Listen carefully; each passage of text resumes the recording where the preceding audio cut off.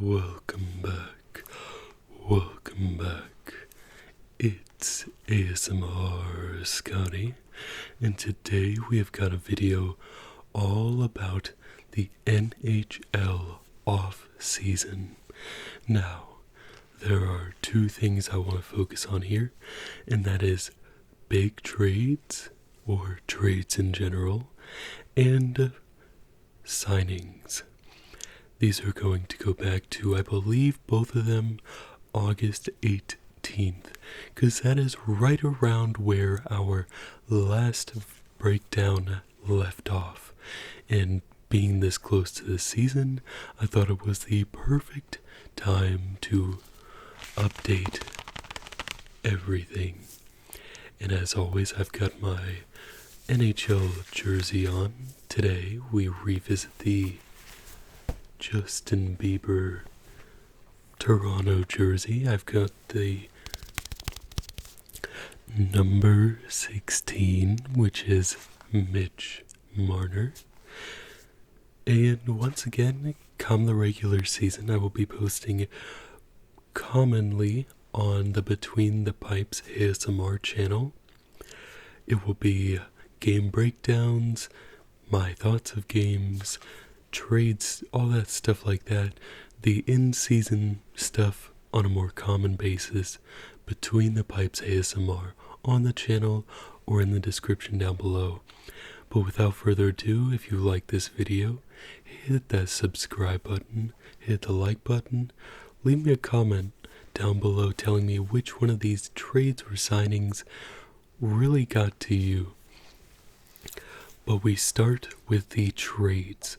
Starting from August 18th, there were two trades this day, both of which included the Edmonton Oilers. And this was actually what gave me the idea for this video. On August 18th, Edmonton receives Vasily Podkolzin. The Vancouver Canucks receive a 2025 fourth-round pick. I think this is an amazing trade for Edmonton.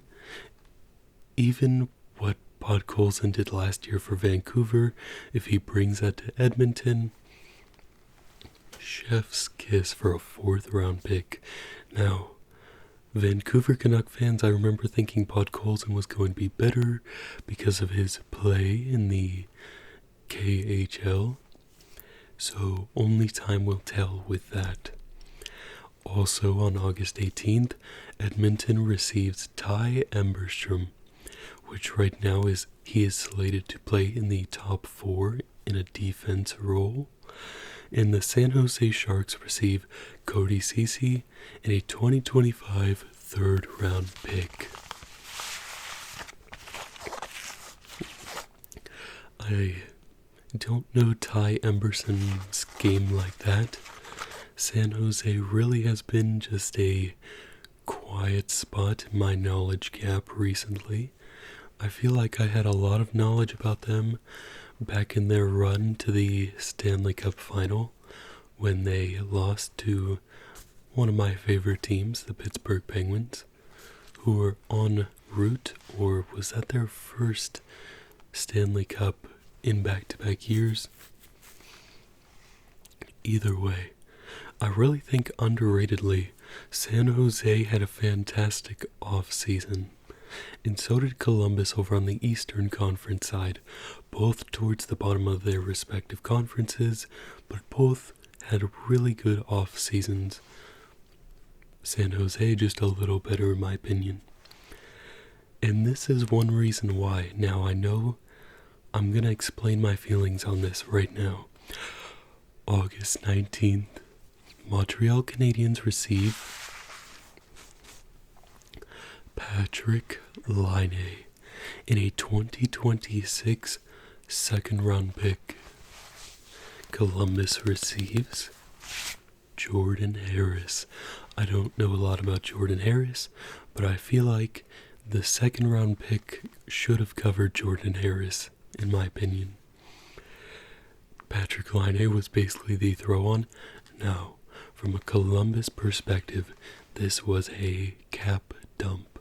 and they got an asset in return for losing. What is Line A making, like 8 million, 8.5?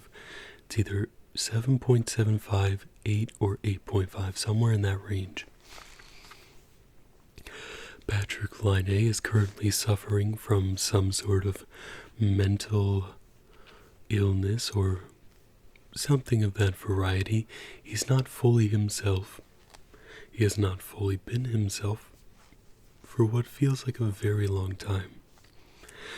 Now, when I say long time, he was like 28 goals. Like, if it wasn't 2022-23, it was 21-22. And before that, he was being compared to Austin Matthews. Which one should go first overall? Matthews went first, Line A went second, and they were both on a similar goal pace that first season, and I believe the second season was similar. But Line A and the Montreal Canadiens should thrive because of this. I personally think Montreal should raise about between 6 and 10 points in the standings. The problem being they're in the stacked Atlantic Division, which means it's not going to be easy in the slightest. This is truly why I decided to make this as a ASMR Scotty NHL video. August 20th, 2024, St. Louis Blues offer sheet Dylan Holloway and Philip Broberg. In the midst of when Edmonton was putting all of their effort into re-signing Leon Draisaitl. So,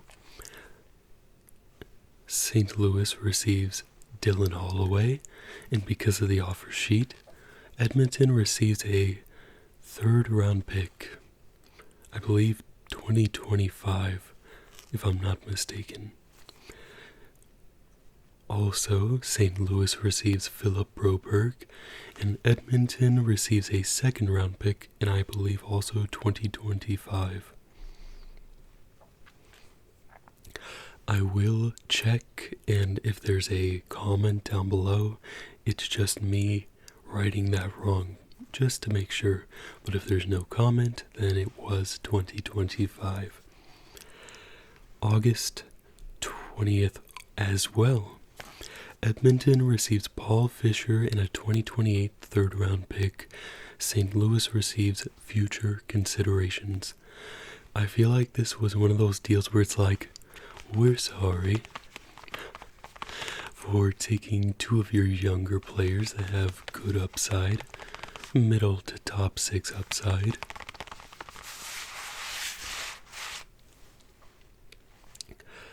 Anyway, August 22nd, another big trade in my opinion. Two young guys taken in back-to-back drafts. Pittsburgh receives Rutger McGroarty, and Winnipeg receives Braden Yeager. I really like the idea of both of these players. McGroarty was fantastic in the NCAA last season. It was not his freshman year. I believe it was his junior year, and he did finally sign an ELC with Pittsburgh this season. And I believe the deal was done because Pittsburgh needed someone just a little more NHL ready. We're in an era of Pittsburgh hockey where every single year they have to go for it.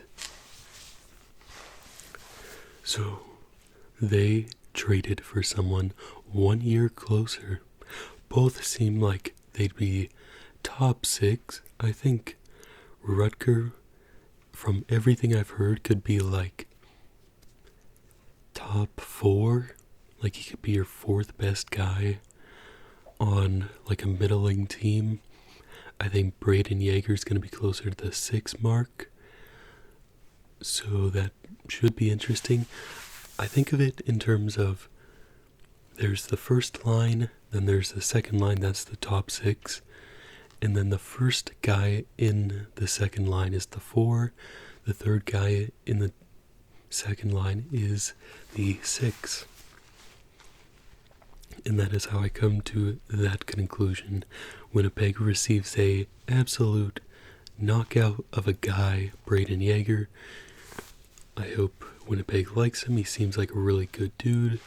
Just all around, he seems like he's a good hockey player. Disclaimer, I haven't seen either of them play. This is all just from what I've heard. Our final trade up to this point, August 23rd, and I didn't want this to happen, but I love that it did. This is why I think San Jose did so well in the offseason. San Jose receives Yaroslav Askarov, Nolan Burke, and a 2025 third-round pick.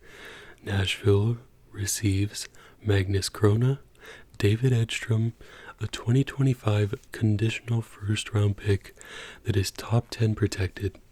If it goes in the top 10, San Jose has the choice of either giving Nashville their pick or the Vegas Golden Knights pick. As a goalie, I have a lot of thoughts on goalie things. You're going to see goalie re-signings that are for $812.5 thousand all the way up to $4.75 million. And so Yaroslav Askarov, really? The problem is UC Saros is not that old, and he just recently got the starting position from Pekka Rinne, who gave it up just a few years back. I think Askarov is the main piece in this. I don't know much about Magnus Krona, but I do know David Edstrom is projected to be a pretty decent guy. So we will see his career play out. But Askarov is by far my favorite part of this. He was taken in the first round, the first goalie in years to be taken in the first round. He played fantastic in the KHL. He was one of the younger goalies in the KHL. In his first year, I believe he played KHL minutes at the age of 17 as a goalie, which is just ridiculous. And we'll get more into Askarov in the signings because San Jose did give him a 2-year deal. Alright, so the signings, we're going to start with Caden Gooley of the Montreal Canadiens, who is a defenseman. He's aged 22, signed a 6-year, $5.55 million contract. Last season he had 70 games played, 6 goals, 16 assists, 22 points. In his career he's played 114 games, 10 goals, 30 assists for 40 points. So this year definitely was a sophomore bump, I guess you could say. Now, I don't know a ton about Caden Gooley, but I do know a little bit. And what I do know is he's a solid option for between 3 and 5 in your defensive charts. He's not going to be your second guy, but I could definitely see him as your third, your fourth, or your fifth, depending on how deep your defensive core is. I think he's going to be a mainstay. I think Montreal Canadian fans are going to enjoy him. And I think the deal overall is pretty solid. This could be the deal of the next few years. Quentin Byfield, a forward for the Los Angeles Kings, signed for $5.25 million for 5 years. He's aged 22. And last season he played 80 games, scored 20 goals, 35 assists for 65 points. 20 goals, 35 assists for 55 points. And I heard the second half of his season was phenomenal. If he can continue that second half of the season into the beginning And the rest of his career, of this season and the rest of his career, 5.25 is going to look like an absolute steal as soon as this season. His career, he has played 179 games, 28 goals, 60 assists for 88 points. Next up, we get another 2016 draft pick, Ryan Lindgren of the New York Rangers, defenseman, age 26, signed a one-year deal at $4.5 million. Not a bad contract. Like I said in the 2016 video, fantastic plus minus. He's gonna fit into your top 4 nicely. Last season he played 76 games, 3 goals, 14 assists, for 17 points. In his career, he has 333 games played, 10 goals, 70 assists, for 80 points. And his plus minus is just unreal. Next up, we get to future goaltender of the Calgary Flames, Dustin Wolf. 2 years at $850,000. He's aged 23. Last season, he played 17 games in the NHL, 7 wins, 7 losses, 1 overtime loss. Save percentage was .893, just below league average, and his goals against average was a .316. His career stats, 18 games played, 8 wins, 7 losses, 1 overtime loss, save percentage .896, league average last year, with a .303 goals against average. Dustin Wolf, I think, is going to be a good to great goaltender. If he's anything more than, I think, a career .905 to .909 goalie, then absolute steal. I think Calgary is in this weird limbo state where they're okay all around. They have the pieces to be a good team. They do not have the pieces to be a Stanley Cup contender, though. However, Dustin Wolf, by the end of this deal, I believe could be their starting goaltender, if not their 1B tandem with Jacob and Markstrom, if Markstrom's even there still. Next up, we have another goalie, potential starter by the end of this deal as well. I could be wrong there. Nico Dawes. 2 years at $812,500, aged 23.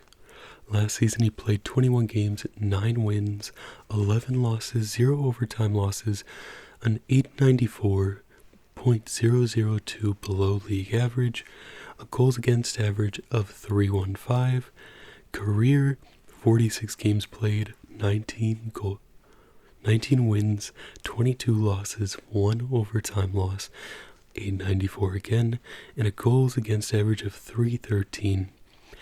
I think Akira Schmid and Nico Dawes could either become tandem or a starter and backup. I'm not sure which one's better at this point. I've heard very good things about both. I've seen good things from both, but I've also seen some bad things from both. But they're both young, so it's hard to fully say. I think a healthy New Jersey team will give them both a boost in numbers, and it should be very interesting where they end up at the end of next year. Here we have a young guy, Brock Faber of the Minnesota Wild, a defenseman, age 22, signed for 8 years, $8.5 million. Last season he played 82 games, 8 goals, 39 assists for 47 points. Fantastic breakout year. Brock Faber as a defenseman, his ceiling could be below Cale Makar, just below him as like an offensive defenseman. Minnesota wasn't great last year, so 47 points from your defenseman is fantastic. His career stats, he's played 84 games and all the other stats are the same. 8 goals, 39 assists, 47 points. I think by the end of this deal, we'll be looking at it and kind of looking at the Cale Makar deal right now as an absolute steal, like the Adam Fox deal even.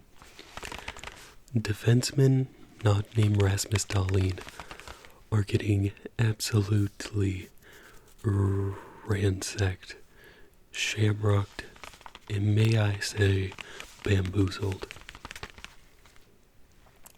Rasmus Dahlin signed for what, $10 million, so let's be honest, as a Sabre fan, I ain't mad, I ain't jealous.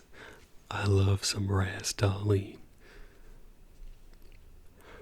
Martin Necas of the Carolina Hurricanes forward, age 25, signed a 2 years at $6.5 million per. Last season, he had 77 games played, 24 goals, 29 assists for 53 points.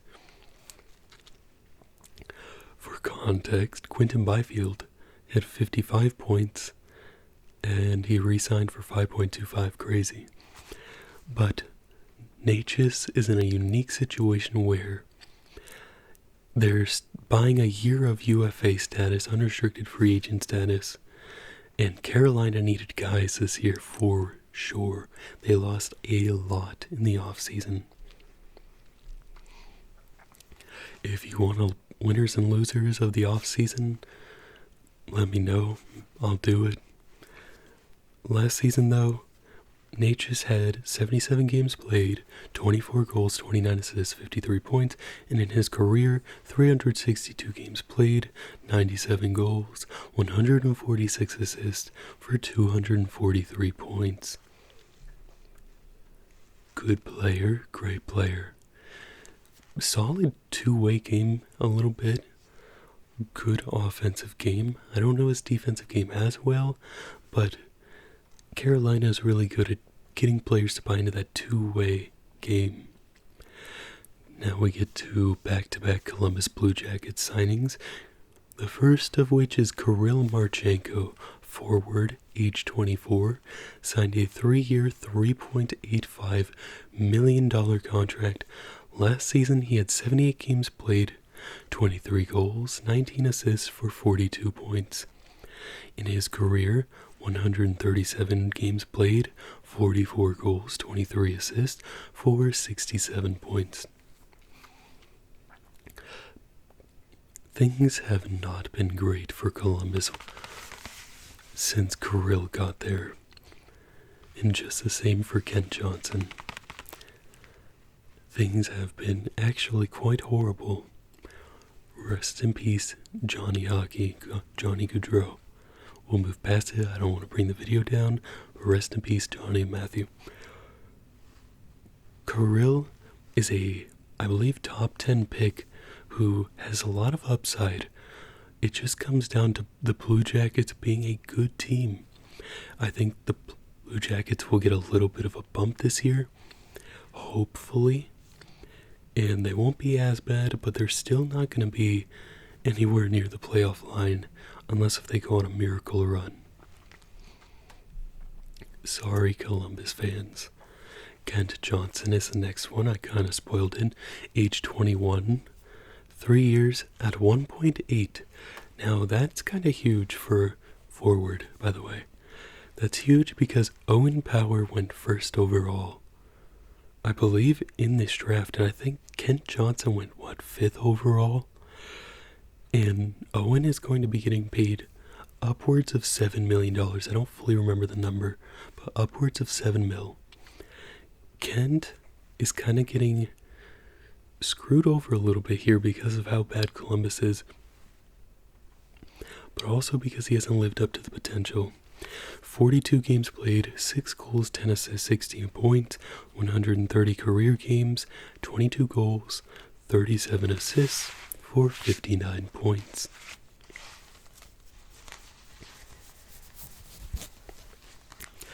I think Kent has a lot of opportunity to become great. He was on that team with, it was Owen Power, number 1, Matty Beniers, and then Kent Johnson at 5. Got it.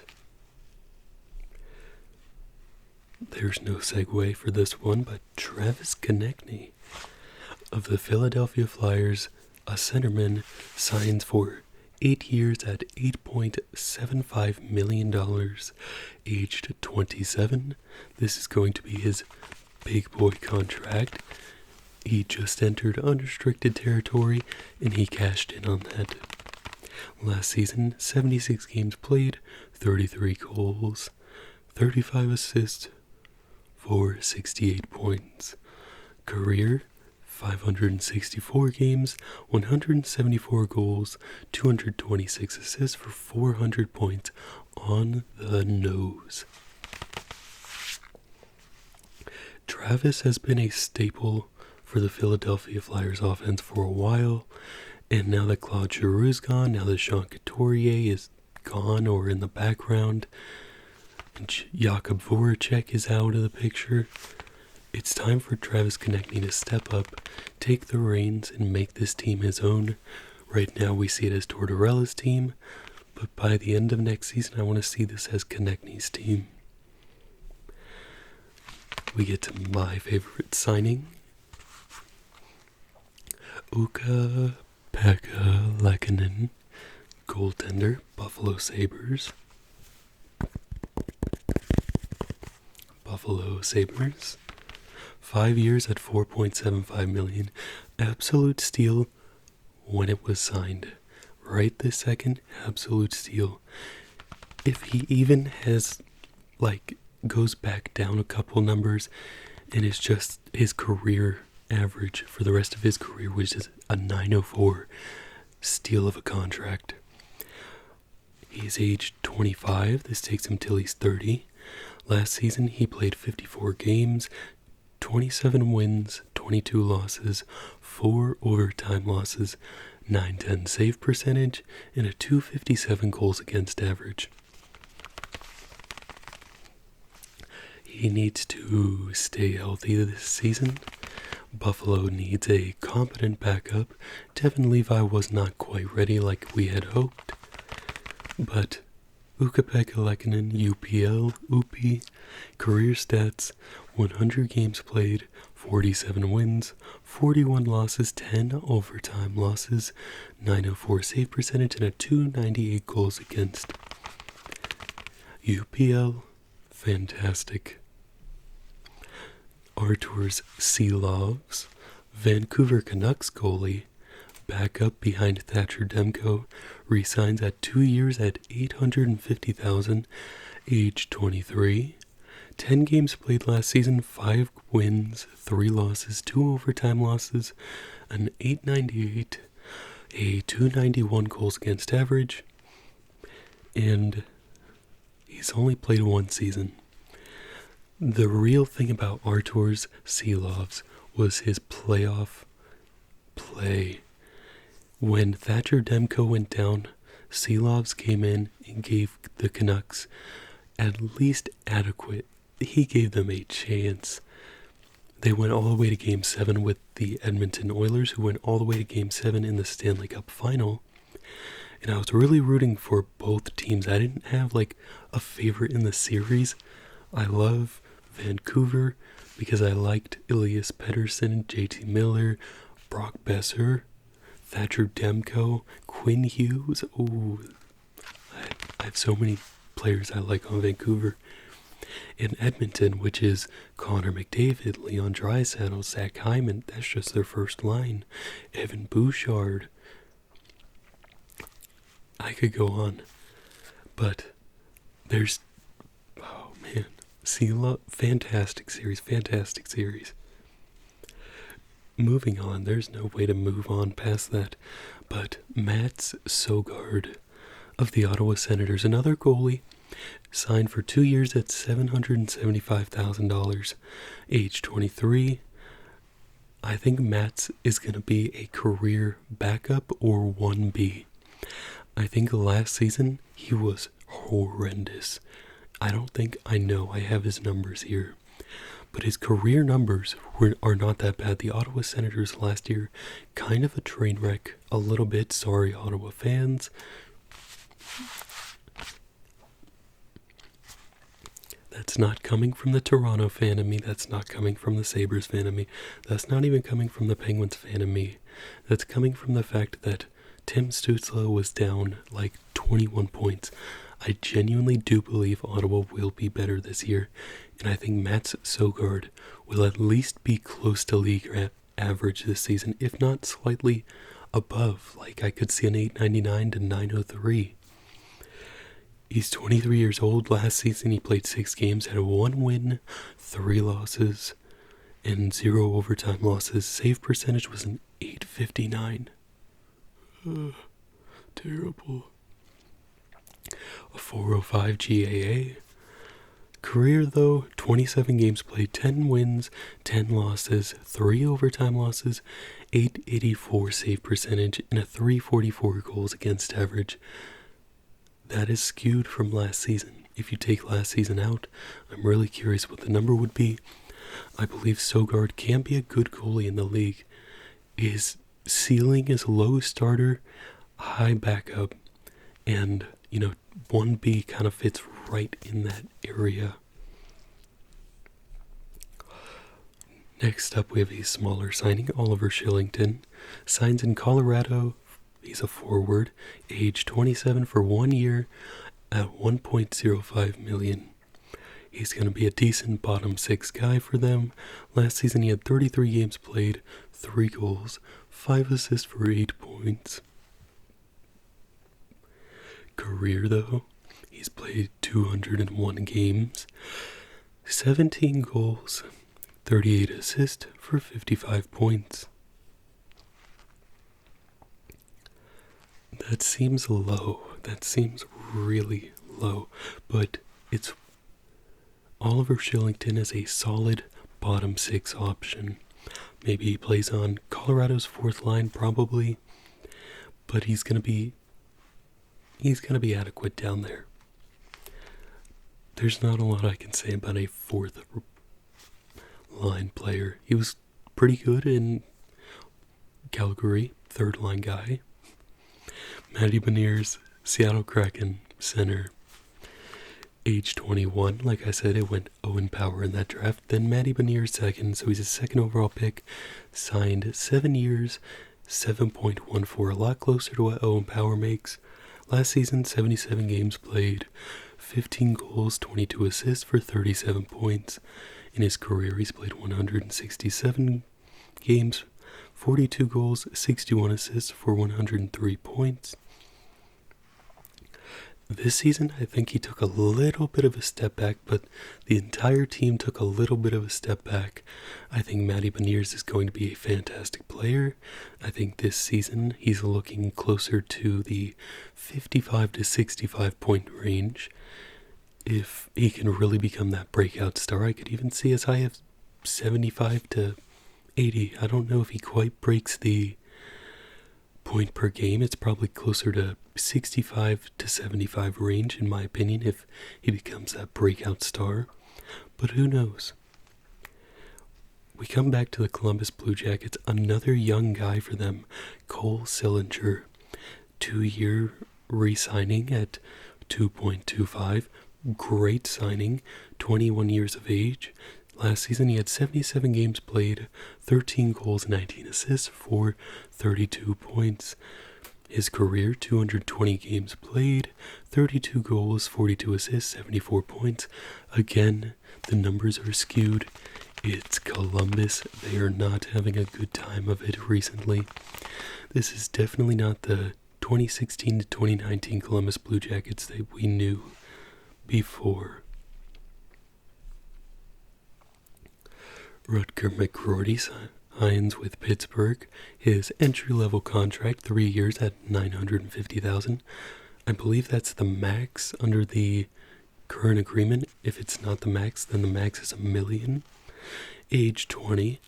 He had 52 points in 36 NCAA games last year, which is incredible. Like I said, it was his junior year, though. 52 points in the NCAA is no slouch, though. You do not get that without being a fantastic player who's ready for some professional minutes.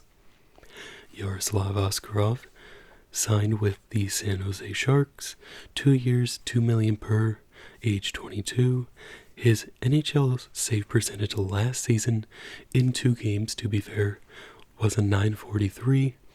His AHL save percentage, though, one of the best goalies in the league at a .911 save percentage. Goals against average .239. Fantastic goalie. It's going to translate to the NHL, I'm almost certain of it. San Jose has got their new Martin Jones on steroids.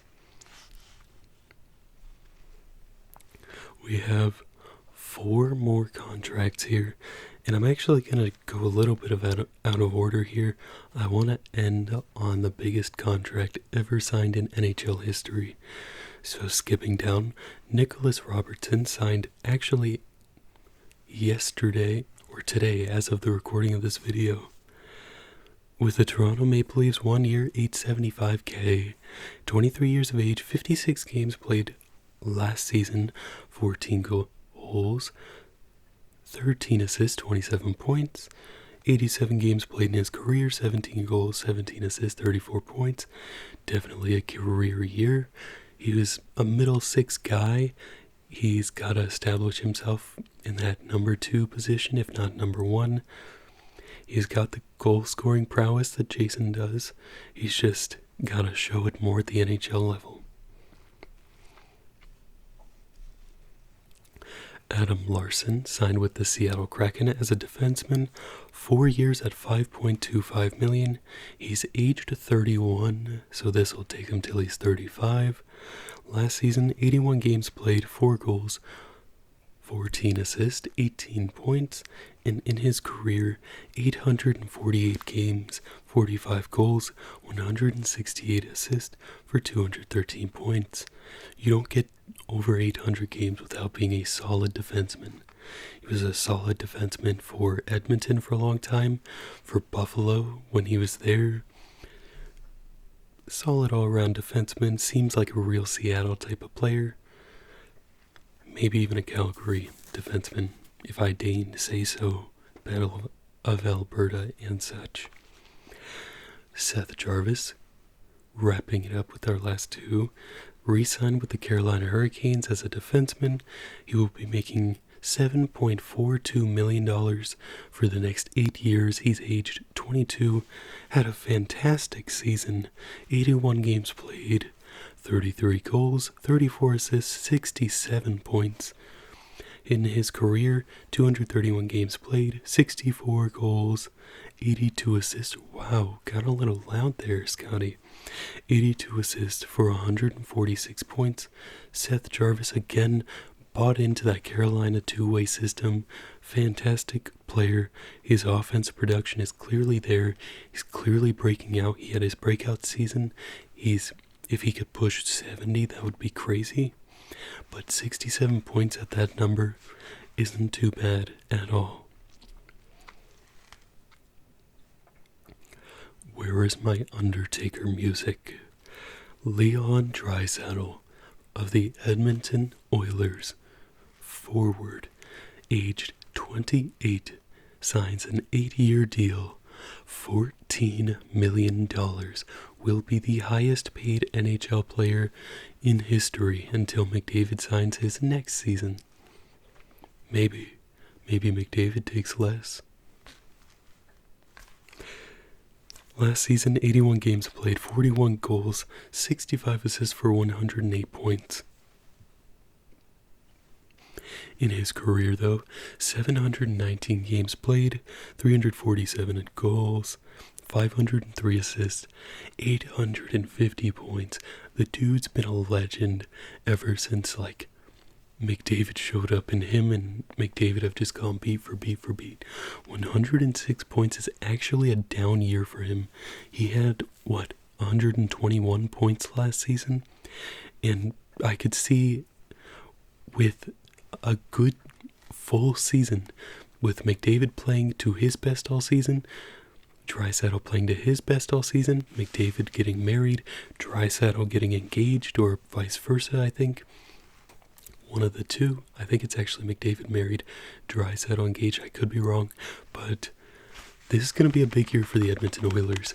They're my personal Stanley Cup favorites. I think if we got a repeat of Edmonton versus Florida, it's going to go back to a Game 7, and it's going to be incredibly close once again.